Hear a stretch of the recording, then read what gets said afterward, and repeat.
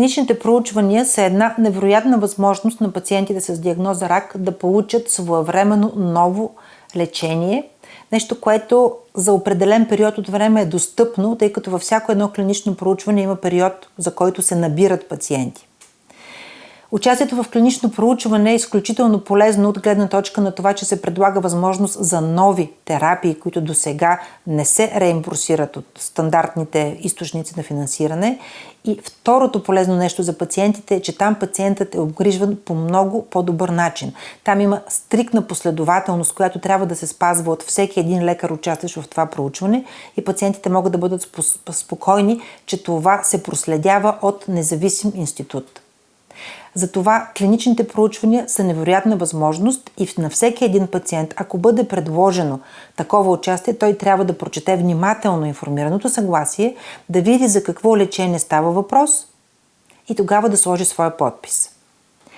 Персонализираната медицина е напреднала и се прилага като рутинно лечение на злокачествените заболявания именно заради клиничните проучвания. Това, което се доказа със сигурност, е, че при пациентите, при които има установени мутации в определени рецептори и при определени тумори, не трябва да бъдат лекувани с химиотерапия, трябва да бъдат лекувани с таргетна терапия. Това коренно промени лечението, примерно, на рака на белия дроб. И днес хората дори с напреднало заболяване, получавайки таргетна терапия, живеят повече от 5-6, дори повече от 10 години. Затова клиничните проучвания заемат изключително важно място във всеки един онкологичен център и пациентите не бива да се притесняват от участие в клинично проучване.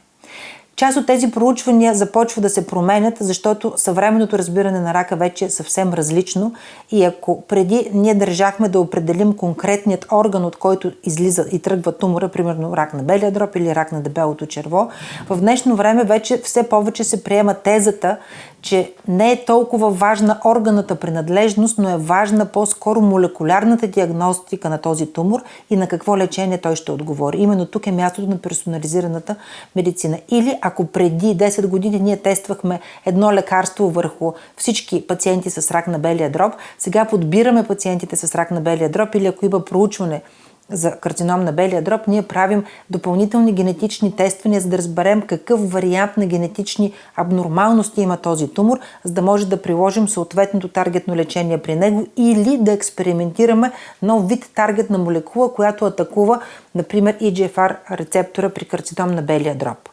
Тоест, клиничните проучвания се променят според разбирането за това как трябва да лекуваме рак. Те са най-доброто, което може да получи като лечение един пациент в съвремието.